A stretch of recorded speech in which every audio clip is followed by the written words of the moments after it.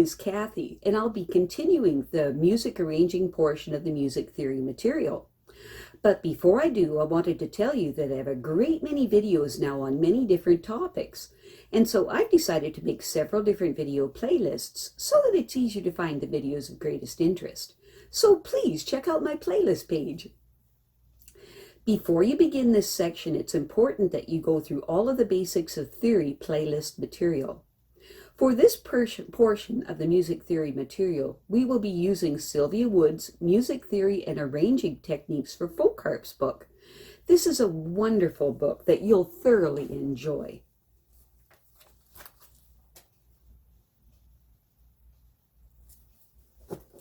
Today we will continue with chapter 13 of your book, called Patterns. Now let's try a piece in 3/4 time called Silent Night that's illustrated at the bottom of page 50 of your book. We'll start out with some patterns that are variations of the ones that we used in 4/4 time in Michael Row the Boat Ashore, as illustrated at the top of 51 of your book. We will have to alter the patterns a bit to fit them into the 3/4 time, but they will follow many of the same principles. Now play Silent Night using the first of these patterns, and then play it all the way through again, using the second pattern, and then the third, and so forth. Now really listen to what you're playing. Pay attention to which measure you think sounds the best with each pattern. And this is Silent Night using several of the patterns listed at the top of page 51. Just the first couple of measures so you get the idea. Here's the first pattern. Okay.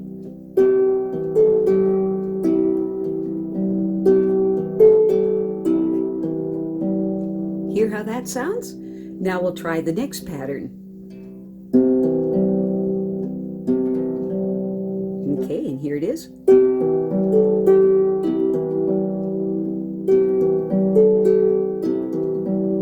See how that goes? And then the next pattern.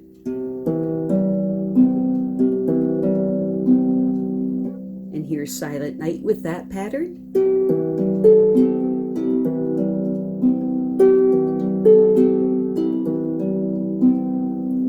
And then the next pattern is just the chord positions.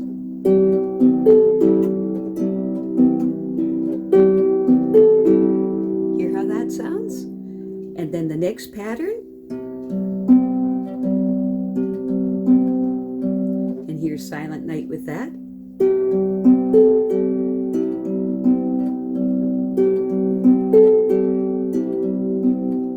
Hear that? And then the next pattern is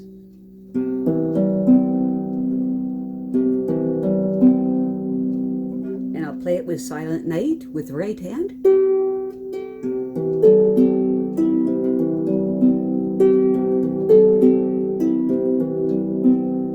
And then our last pattern on the page.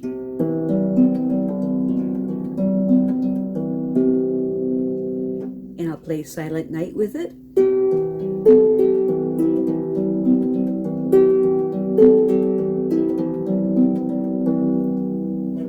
So you can see the patterns really make a difference. Now you try it. Once you get used to adding various patterns in your left hand, it's time to be more creative. Playing a piece all the way through using only one pattern, as we have been doing, usually sounds pretty boring. Variety, as they say, is the spice of arranging. Do you remember which patterns you liked in each individual measure of Silent Night? Play it again, and this time use several different patterns throughout the piece and see how it makes your arrangements more interesting. At the bottom of page 51 of your book, a few of the patterns that you can use in your arrangements. Look at the following two charts on page 52 to get an idea of just some of the possible patterns that you can use. Notice that in these charts that they all use the C chord and only in the root position. This was done for clarity, so that the difference in the patterns would be easier to see. Now, of course, you can use them on any chord, and most of them work well in various inversions. Some blank staves have been added to the book for you to add your own patterns. Sometimes one chord will last more than one measure. For example, in Silent Night, most of the chords last for 2 measures before they change to another chord. In these instances, you can use accompanying patterns that are 2 measures long. Try the pattern at the top of page 53 on Silent Night, then make up other 2-measure patterns to use in this piece to help it flow better. And here are some of the accompaniment patterns in 4/4 time at the bottom of page 51. Whole measure, and then whole measure, whole measure, and then half notes, and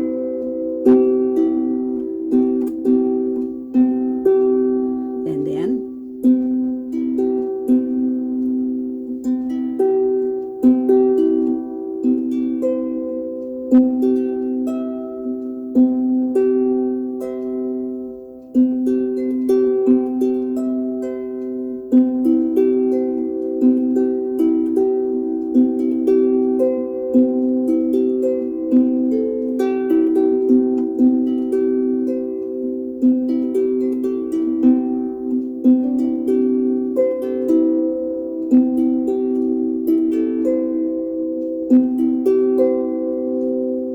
isn't that great? Now at the top of page 52 are some patterns in 3/4 time. Whole measure, and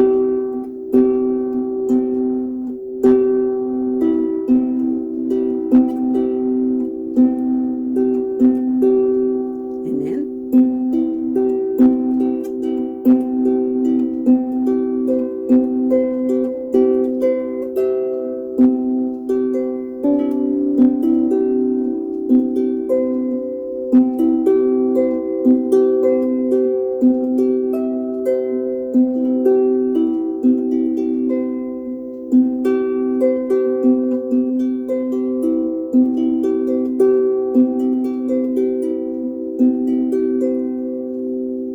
they're all really lovely. Try them.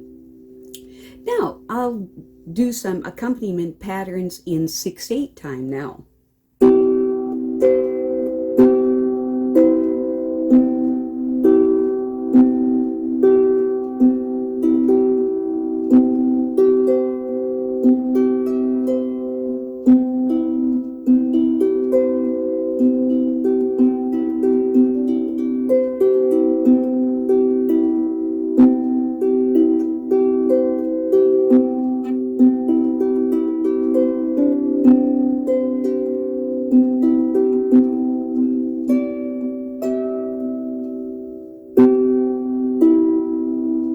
There's many different types of patterns that you can figure out. Try all of these patterns yourself and then find some more that you like yourself. And this is Silent Night using this accompaniment. Okay.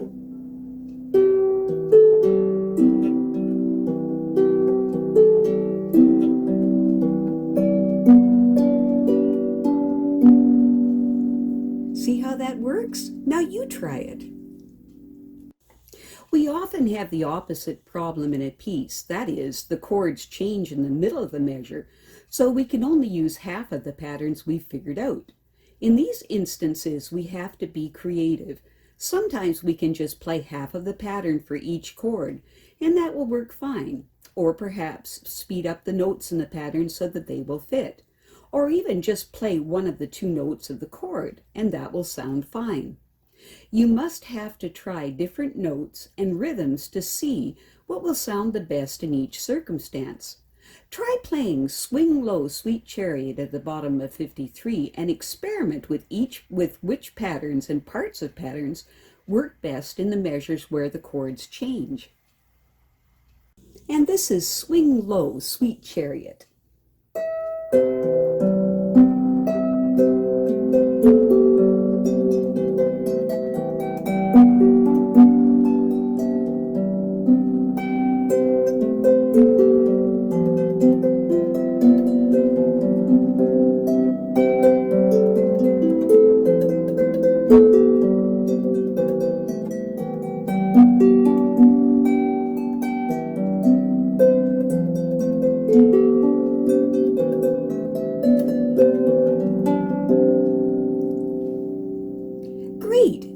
does your arrangement sound like? Now, pick a piece in this book that you like and try playing it all the way through using only one pattern. Then play it using a different pattern, then another, listening to the differences that the various patterns make. Sometimes you may like the way one pattern sounds except for certain measures, or a pattern may sound good in one part of the piece but not in another. Really listen to what you're playing because these patterns will form the basis of your future arranging. Then make an arrangement using a variety of the patterns that you liked in specific places in the piece. An easy way to start is to change your patterns on the last measure of every line or phrase, or use one set of patterns on the chords and a different set on the verse. Now practice lots of pieces using lots of different patterns until you feel comfortable with them. Also, feel free to make up your own patterns or find new ones in other written music. As I said, the ones on these charts are not the only ones available. Become very familiar with as many patterns as you can. I cannot overstress the importance of knowing lots of patterns. Of course, you will have your favorites and old standbys, but don't get stuck in a rut. I'm sure we have all heard musicians who make their own arrangements and all of their sounds sound the same. When you have heard one, you've heard them all, so to speak, in many cases. This is because they only use 2 or 3 patterns, or sometimes only one. And so their arrangements all sound the same. By knowing and using dozens of patterns, you can make each song sound unique, as it should, and also tailor the patterns to the songs. A very sad lament, for example, shouldn't have a bouncy pa-pa bass pattern. Listen to all of your favorite patterns and use them carefully, and your arrangements will shine. In your book on page 54 is Sylvia's favorite patterns. It may look a bit complex at first, but once you get used to it, it's extremely versatile, and it can be used in all sorts of pieces. I start with this bass pattern of the root, the 5th, and the 3rd way up on top. Be sure your thumb is playing the 3rd of the chord, not an octave of the root as illustrated in the middle of page 54 of your book. The next step is to keep what you already had and add the root note an octave higher as illustrated on page 54. Now you could continue in this manner all the way up the harp as illustrated on page 54. By the way, this complete pattern is a great way to end a piece. This pattern comes in handy in lots of situations. Use as many of the notes as you want, in whatever rhythm you want. For example, go back to Silent Night and try some of these patterns. You play more, you may want to move the melody up an octave to give yourself some more room though. Notice that some of the patterns last for 2 measures. And these are Sylvia's favorite patterns. The first, the next,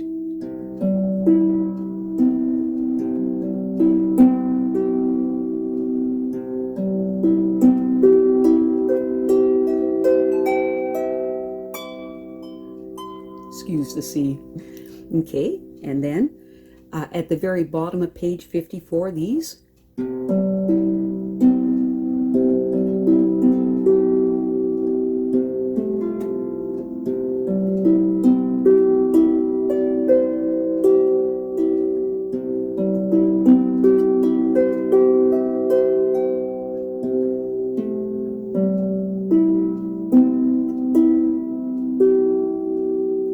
They're absolutely beautiful, aren't they? I have a great many videos now on many different topics, and so I've decided to make several different video playlists so that it's easier to find the videos of greatest interest. So please check out my playlist page. Well, that's it for now. To stay up to date with my latest videos, make sure to subscribe to this free YouTube channel by clicking the red subscribe button right below this video. Take care.